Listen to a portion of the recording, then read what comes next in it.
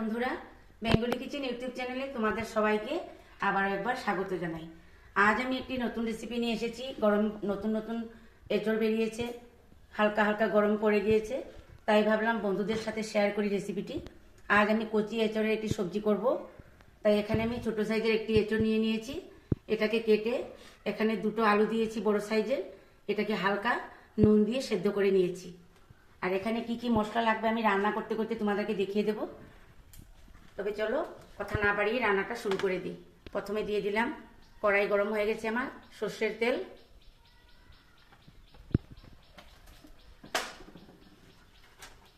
প্রথমে দিয়ে দেব কিছুটা গোটা গরম মশলা,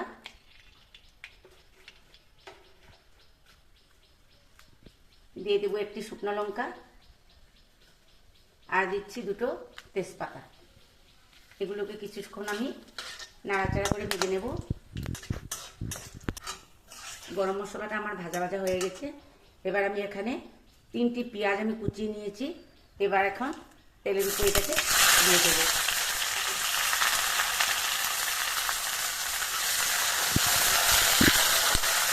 পেঁয়াজটাকে আমি একটু লাল লাল করে ভেজে নেব।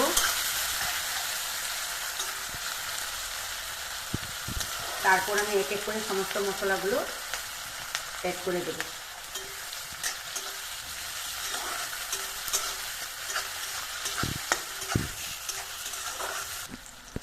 পেঁয়াজগুলো আমার হালকা ভাজা ভাজা হয়ে গিয়েছে। এখন আমি এখানে আদা রসুন বাটাটা দিয়ে দেব।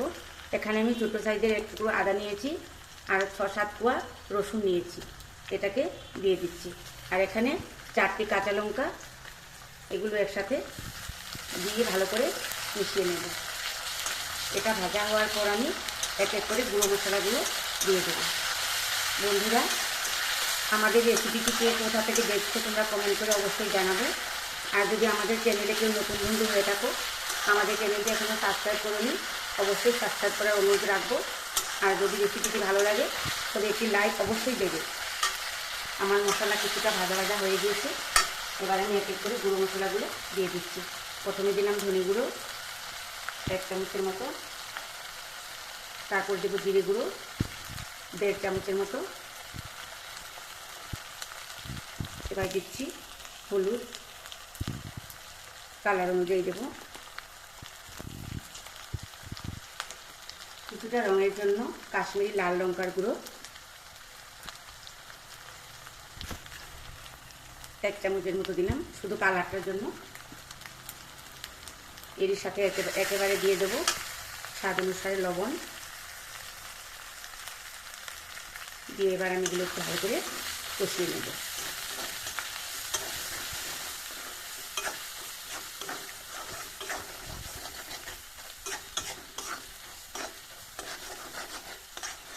এই কাঁঠাল খাসির মাংসের মতো রান্না করলে খাসির মাংসের স্বাদ অনেকেই ভুলে যায়। তো এখন গরম পড়েছে, কচি কচি এঁচড় খুব সুস্বাদু হয় খেতে, তোমরাও বানিয়ে খেয়ে দেখবে। রাখা এঁচড়গুলো দিয়ে দেব। এই যে দেখো কি সুন্দর সেদ্ধ হয়েছে। এই যে আলুটাকে আমি কিছুক্ষণ পর দেব। ভালো করে এটাকে এঁচড়ের সাথে মিশিয়ে নেব মশলাগুলো।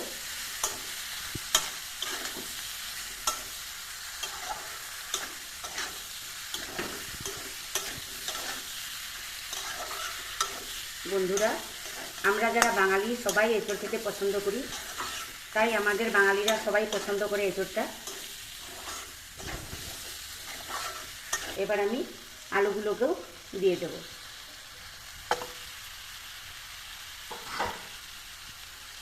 দিয়ে এটাকে ভালো করে মিশিয়ে নেব।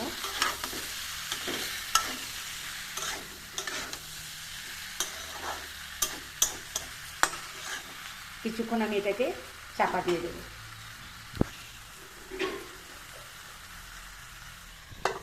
দেখব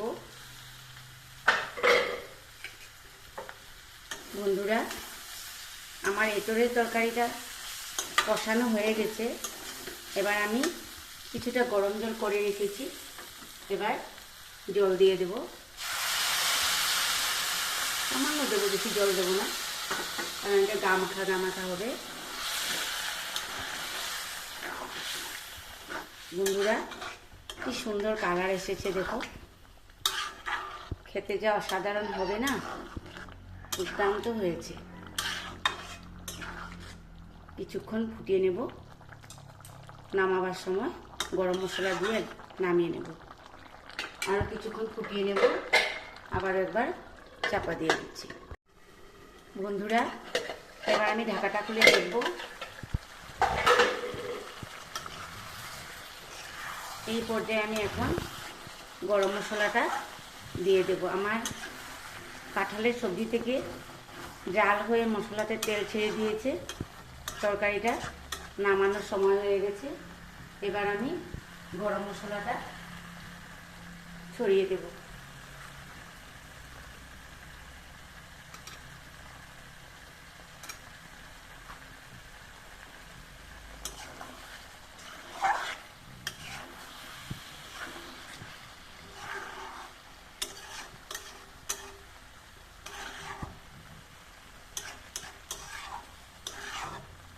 এবার আমি এটাকে অন্য একটা পাত্রে তুলে নেব।